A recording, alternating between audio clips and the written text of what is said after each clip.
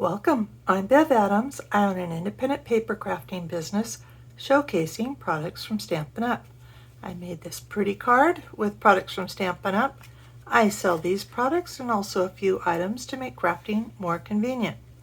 I have the free detailed directions for this project on my website, and you'll be able to just click the links for the products that you would like to be taken to my online store at Stampin' Up. You'll see where to find all of that at the end of the video, so don't worry about taking notes. It's time to put stamps, ink, and paper together. I use the Symmetry stamp set and the coordinating punch, and if you get them together, you save yourself 10%. My inks are crushed curry and olive. I have some crushed curry gingham ribbon. And I'm using the Pattern Party Designer Series paper, and this is a really huge pack of paper. You get 48 12 by 12 sheets, and it's nice and heavyweight. It's got bright patterns on one side, everything from dots and stripes to subtle flowers, even a leopard print, hearts. On the other side, you get all these black and white patterns.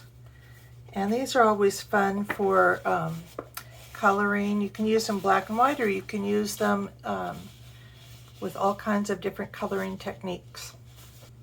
I love both in Symmetry and the Pattern Party paper, but I was totally blown away when I heard you can coordinate this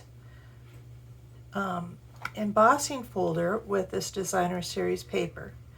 Now, I was able to match up this piece right here, and I have to admit, when you're working with a smaller piece, it's kind of hard to find the right direction. I recommend that you look for one piece in the paper and then orient that paper when you cut it up. That way it'll be way easier to match up your pattern. My cardstock is a piece of crushed curry that is 4 1/4 by 11, scored at 5 1/2. I have 2 pieces of basic white, one for the inside and one for the top side layer. And I have just a scrap of old olive. On my directions, I think I put 2 3/4 by 4 1/4, but that's just one of my standard small pieces.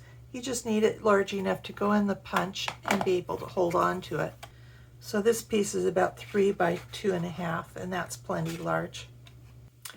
On one of those pieces of basic white, you're going to use old olive ink to stamp "Thanks so much." You could totally use a different greeting from here if you want. On the other piece of basic white, we're going to stamp the stem and the leaves. These are the small pair of leaves right here, and they are on the same stamp. And then with the crushed curry, I'm going to stamp the flower. And the flower has kind of a little notch out of it, so you know right where to put it. And that's the small flower, this one. I'm stamping the large one near the bottom. This is not where it's going to end up, but you do want it near the bottom. We want it within the bottom 2 inches. And then you're going to fussy cut this. Start out by cutting pretty straight into it. We are going to be using this piece and covering up this cutout piece. That I did this for you so you don't have to watch me fussy cut.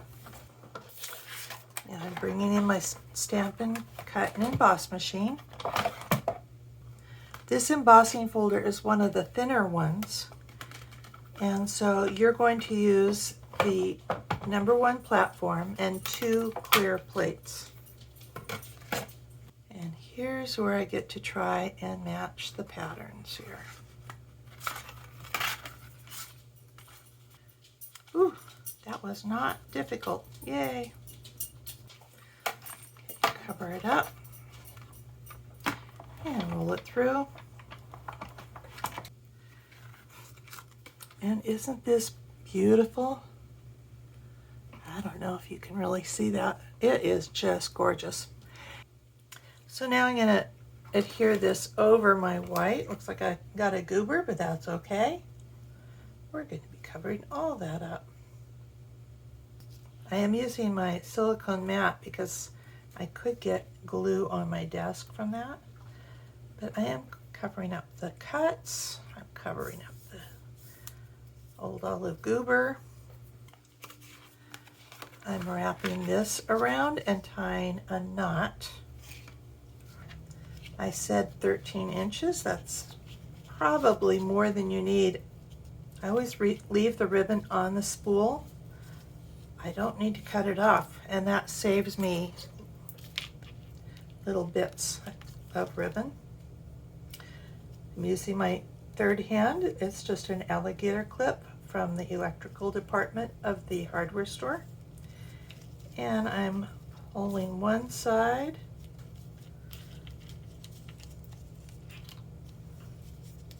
and then the other. And then I can just slide the knot to the middle. I don't have to worry about keeping it in the right place. And give it a little trim. Then I'm going to put my inside on the inside.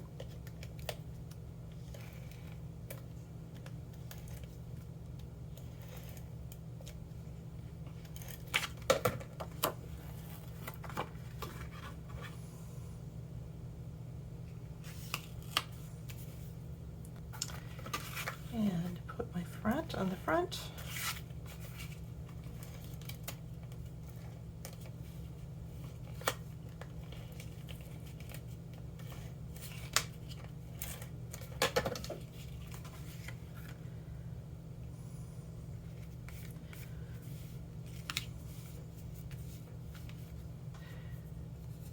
We're going to use dimensionals for that flower.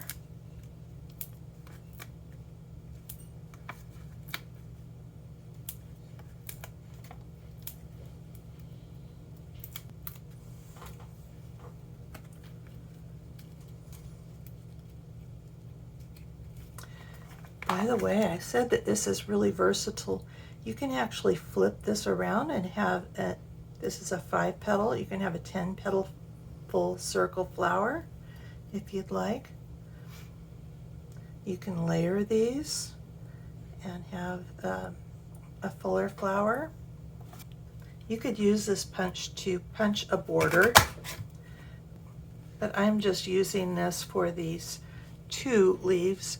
If you have another leaf punch or a die, don't buy the punch if you don't need it, but it coordinates and it's really nice, and it's save yourself some money, so up to you.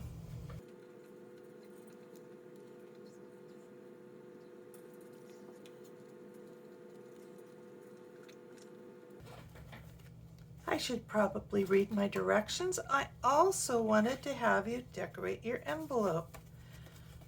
In this case, I'm just opening up the flap and putting the flap in. And this gives a subtle decoration. Now, this might be a problem if you are putting this through the mail. You might want to add some adhesive back here to the little bits that stick out so it doesn't get torn.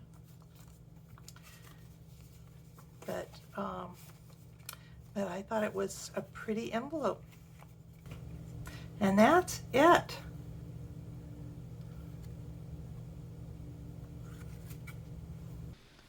Here is the web address for this project, where you'll find the free detailed directions and links for the products I used. You'll be able to click the links to be taken to my online store at Stampin' Up! Also on my website, you can click Home near the top of the page to find lots of resources. Under Shop, you can find the products I offer to make crafting more convenient, how to get free products with my frequent shopper rewards, and a link to my online store at Stampin' Up! Click Inspiration to scroll all my projects back to 2011 most with detailed directions and videos. Though the products in those older projects have been retired, you may find techniques, layouts, and color combinations to inspire you today.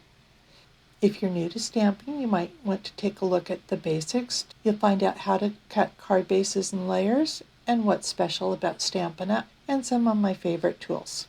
Under Organization, you'll find tons of free resources such as catalog tabs, labels and case inserts, color tools, and much more.